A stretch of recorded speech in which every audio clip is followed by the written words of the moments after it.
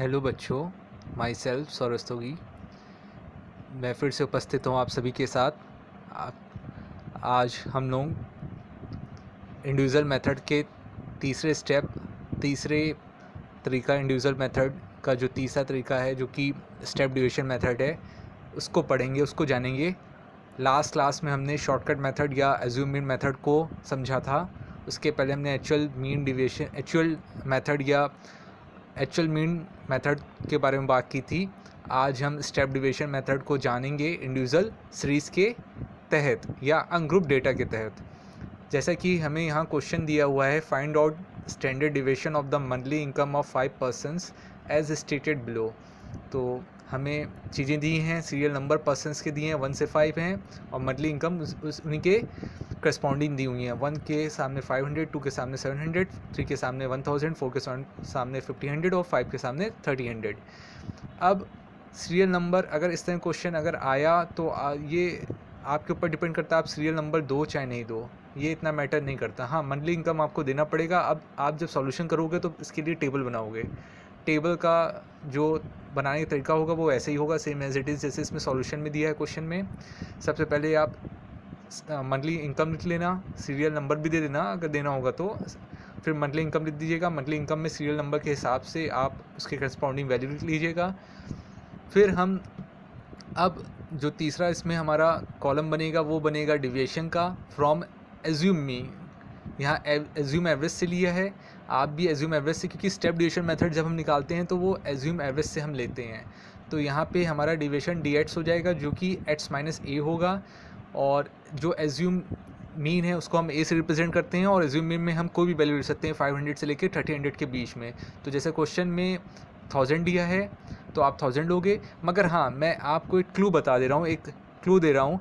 जब कभी भी क्वेश्चंस में जो आपका सीरीज़ होगा एक्स के फॉर्म में या वाई के फॉर्म में, जैसे यहाँ मंथली इनकम है, वो अगर आपके ऑड नंबर्स हैं, मतलब ऑड नंबर्स का मतलब इनकी गिनती ऑड नंबर्स है। जैसे सपोज़ कीजिए यहाँ पे 5 आपके इनकम दी है, मंथली इनकम दी है, और ऑड नंबर्स हैं, क्योंकि 500, 700, 1000, 1500 और 3000 ये 5 काउंटिंग है, तो ये ऑड नंबर रिप्रेजेंट करता है। तो कभी भी अगर ऑड नंबर रिप्रेजेंट करेगा तो जो मिड वाला, जो सबसे मिडिल आपका वैल्यू होगा वही एज्यूमिंग लिया जाता है। ये रूल है एज्यूमिंग लेने का।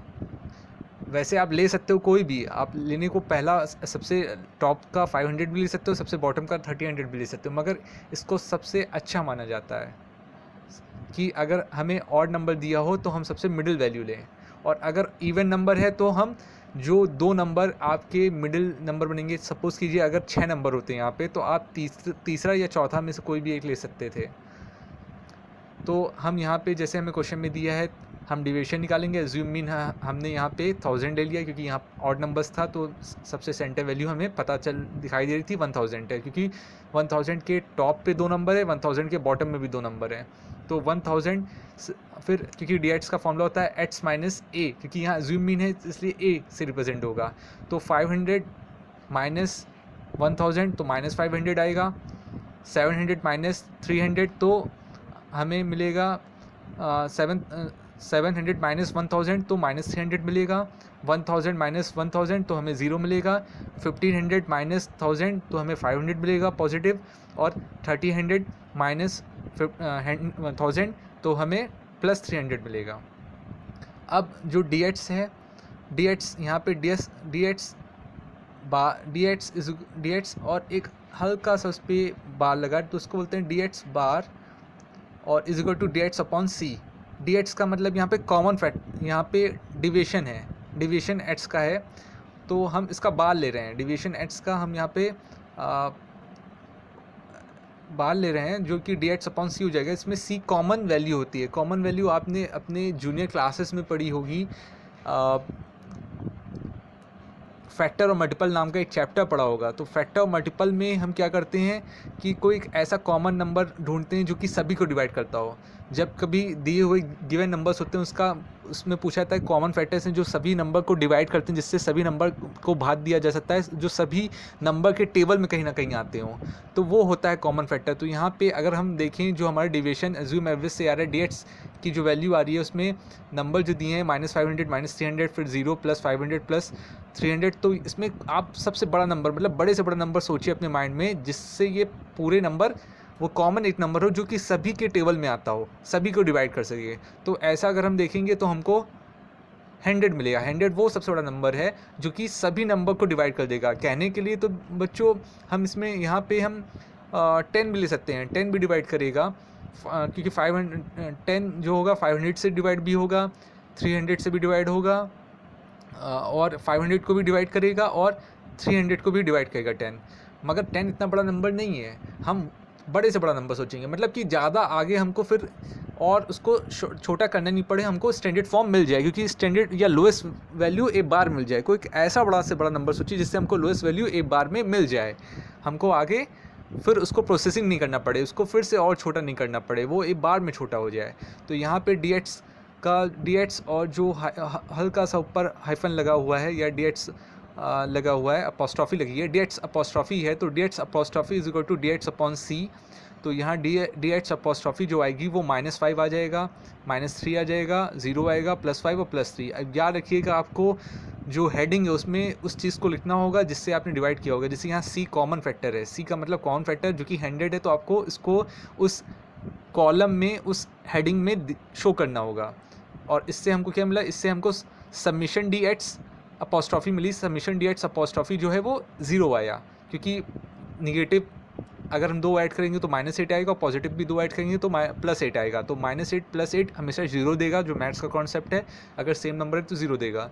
फिर हम इसका स्क्वायर निकालेंगे, क्योंकि मैंने आपको पिछली वीडियो में बताया था जब भी हम स्टैंडर्ड डिवीजन निकालते हैं तो कहीं ना कहीं हम डिवीजन का स्क्वायर निकालते हैं, क्योंकि डिवीजन का स्क्वायर का स्क्वायर रूट करते हैं तो उसको हम स्टैंडर्ड डिवीजन बोलते हैं। डिवीजन के स्क्वायर का स्क्वायर रूट जो होता है वो हमारा स्टैंडर्ड डिवीजन होता है। तो DX जो अब यहाँ पे हमारा DX अपोस्ट्रॉफी और इसका स्क्वायर, DX अपोस्ट्रॉफी और इसका स्क्वायर, मतलब जो DX अभी हमने निकाला जस्ट उसी के आगे इसका स्क्वायर कर देंगे। तो -5 का स्क्वायर किया तो +25 हो गया, क्योंकि -5 इंटू -5 क्या हो गया, +25। फिर -3 इंटू -3 +9 हो गया, फिर 0 इंटू 0 0 ही रहेगा, +5 इंटू मल्टीप्लाई +5 मल्टीप्लाई +5 25 हो जाएगा, +3 मल्टीप्लाई बाई +3 9 हो जाएगा। फिर सभी को ऐड कर देंगे जो कि हमें submission DX apostrophe 2 submission DX apostrophe power 2, तो ये हमें 68 मिलेगा। फिर स्टैंडर्ड डिवीजन का फॉर्मूला लाएंगे जो कि हमारे स्टेप डिवीजन मेथड में इंडिविजुअल सीरीज़ में होता है, square root summation DX apostrophe power 2 upon n minus bracket में summation DX apostrophe upon n to the whole 2 to the power 2 और इनटू स्क्वायर रूट के बाहर C दिखाएंगे, इनटू स्क्वायर रूट के बाहर C दिखाएंगे। फिर अब वैल्यू पुट कर देंगे, summation DX apostrophe to the power 2 जो थी वो हमारी सबसे लास्ट कॉलम में आई थी 68, तो हम यहाँ पे वैल्यू 68 पुट करेंगे। फिर n की वैल्यू में हम 5 पुट करेंगे माइनस, फिर सबमिशन DX अपोस्ट्रॉफी में की वैल्यू जो सेकंड लास्ट कॉलम था वो निकली थी 0, वो करेंगे पुट, और फिर n में 5 आएगा क्योंकि इंडिविजुअल सीरीज चल रहा है, यहाँ पे काउंटिंग होगी। अब हम पहले ब्रैकेट को सॉल्व करेंगे, बॉड मास का यहाँ पे रूल लगेगा, बॉड मास आपने पढ़ा होगा। तो 68/5 माइनस 0/5 और अपॉन टू द पावर 2, तो 0/5 का कोई मतलब ही नहीं होता, उसका फिर हम पावर भी करेंगे तो 0 आएगा, 0/5 मीन्स 0, और उसका पावर करेंगे 2 का तो भी 0 आएगा। तो यहाँ पे जो वैल्यू मिलेगी वो 68/5 होगी, जो को हम डिवाइड करेंगे जिसको जो आएगी 13.6 आएगी, इनटू 100 करेंगे। तो अब स्क्वायर रूट 13.6 की वैल्यू पहले हम निकाल लेंगे, जो कि हमारी आएगी 3.6878 आएगी, उसको 10 से हम मल्टीप्लाई कर देंगे तो वो आ जाएगी 368.78 आ जाएगी। सॉरी 3.6878 को 100 से मल्टीप्लाई कर देंगे तो वो हमारी 368.78 आ जाएगा। अब ये वैल्यू कैसे निकाली गई स्क्वायर रूट की वो देखिए आप, यहाँ पे हमें जो स्क्वायर रूट में दिया था वो 13.6 आ रहा था, स्क्वायर रूट में 13.6 आ रहा था, तो 13.6 हमने लिखा। अब क्योंकि यहाँ पेयर बनता है, मैंने आपको लास्ट क्लास में स्क्वायर रूट बताया भी था, तो पेयर बनता है यहाँ पे, और पेयर जो होता है राइट साइड से बनता है। अब एक चीज़ याद रखिएगा, आपने जूनियर क्लासेस में डेसिमल नंबर भी पढ़े होंगे। डेसिमल नंबर में डेसिमल पॉइंट के पहले की वैल्यू जो होती है उसमें हम प्लेस वैल्यू निकालते हैं, 1, 10, 100, 1000 करते हैं, जबकि डेसिमल पॉइंट के बाद के जो नंबर्स होते हैं उनकी कोई प्लेस वैल्यू नहीं होती, वो 1/10 होते हैं या 100th होते हैं या 1000th होते हैं।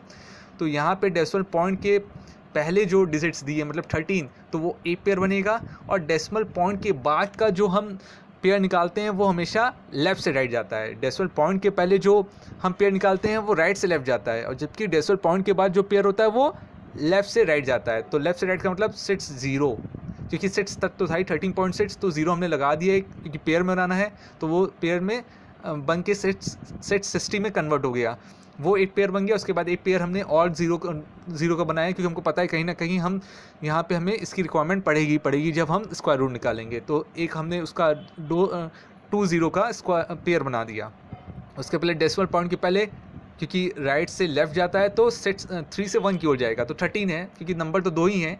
अगर 13 की वजह एक नंबर और होता है इसमें, 13 में एक नंबर अगर और जुड़ा होता, मान लीजिए 413 होता, तो 13 का एक बनता और 4 का एक अलग बनता आपका पेयर, तो अकेला बनता वो 4 का। तो यहाँ पे 13 है। अब आप अपने माइंड में सोचिए 13 से छोटा नंबर क्या होगा, जो कि मतलब एक ऐसा नंबर सोचिए जिसका स्क्वायर हम करें तो वो 13 से छोटा है। तो ये मतलब 3 लेंगे हम, क्योंकि 13 से छोटा जो स्क्वायर बनेगा उस नंबर का वो 9 बनेगा, और जो कि 3 है। क्योंकि अगर हमने 4 लिया तो 4 का जो स्क्वायर है वो 16 होगा, जो कि 13 से बड़ा हो जाएगा। जैसे मैंने लास्ट क्लास में बताया था, इसका जो ये मेथड फॉलो करता है स्क्वायर रूट, वो डिवीज़न का कहीं ना कहीं करता है। तो यहाँ सब्ट्रैक्ट करेंगे, 13 में से हमारा 9 गया तो वो बचा 4। और एक चीज़, जो नंबर हमने राइट साइड पे वर्टिकल लाइन बना के लिखी है, वही सेम नंबर को हम ऊपर लिखते हैं, और वही सेम नंबर को हम नीचे ऐड भी करते हैं। सेम नंबर ऐड भी होते हैं, तो 3 3 6 हो जाएगा। वही 3 हमने टॉप पे भी लिखा है, और 3 को हमने नीचे बॉटम में ऐड भी किया है उस जगह पे, तो ये 6 हो गया। अब एक ऐसा नंबर सोचिए जो कि हम 6 के बगल में उसको लिखेंगे, वही नंबर को हम डेसिमल पॉइंट के बाद भी लिखेंगे, क्योंकि 13 के बाद डेसिमल पॉइंट है तो डेसिमल पॉइंट लेगा, उसके बाद भी लिखेंगे, और वही नंबर जब होगा वो 2 डिजिट नंबर जो बनाऊंगा उसमें ऐड भी हो जाएगा। तो यहाँ पे 6 के हमने सोचा कोई नंबर, क्योंकि यहाँ पे 4 रिमाइंडर बचा और 6 0 में उतर आया, तो 460 बचा। तो 460 के लिए हमने कोई एक ऐसा नंबर सोचा जो 6 के बगल में लिखेंगे, और मतलब वो जो 6 होगा वो 2 डिजिट का बन जाएगा। वही सेम नंबर को हम ऊपर लिखेंगे, वही सेम नंबर को नीचे लिखेंगे, तो यहाँ 6 आया। क्योंकि 66 जो होता है, देखिए ऊपर मैंने कैलकुलेशन किया है, 66 इंटू 6 396 आता है, जो कि 460 से कम है। अगर मैं 7 लेता, मान लीजिए 67 लेता, ऊपर 7 ले लेता, तो 67 7 हमारा 500 के आसपास आता है, जो कि बड़ा नंबर हो जाता। तो 460 में से 396 हमने सब्ट्रैक्ट कर लिया, तो हमें 64 मिला। फिर हमने आगे 2 0 का जो पेयर मैंने पहले ही से जूम करके बनाया हुआ था, उसको हम नीचे कैरी फॉरवर्ड कर देंगे, तो नंबर हमारा 6400 हो जाएगा। और जो वर्टिकल लाइन के लेफ्ट साइड पे नंबर है 66 प्लस 6 साइड हो जाएगा, तो 72 बन जाएगा। अब 72 में हम अब एक ऐसा नंबर सोचेंगे जो 72 को 3 डिजिट का नंबर बनाएगा, वही सेम नंबर नीचे ऐड होगा, वही सेम नंबर ऊपर मल्टीप्लाई होगा, मतलब उस पूरे 3 बने हुए जब वो नंबर जुड़ जाएगा 72 में, साथ में बगल में लिख लिया जाएगा, 3 डिजिट का नंबर बन जाएगा, तो वो उसमें शामिल होगा, और साथ में उसी पूरे उन 3 डिजिट नंबर को हम उस नंबर से मल्टीप्लाई करेंगे जो शामिल हुआ होगा, और नीचे ऐड किया करेंगे। तो नंबर यहाँ हमने 8 लिया, क्योंकि 8 लेने पे 728 है, और जिसको हम 8 से मल्टीप्लाई करेंगे तो वो हमारा 5824 आएगा। देखिए ऊपर टॉप पे मैंने सॉल्व भी किया है। और अगर मैंने 729 लिया, उसको 9 से मल्टीप्लाई किया, तो वो 6561 आता है, जो कि इस नंबर से बड़ा हो जाएगा, जो कि 6400 है। तो इसलिए मैं छोटा नंबर लिया 5824, जो कि आया, उसको मैंने 6400 से घटाया, तो घटाने पर हमको नंबर मिला 5760। तो ये नंबर मिला, इसमें हमने 80 और बढ़ा दिया। तो फर्दर हम ऐसे ही करते जाएंगे इतना।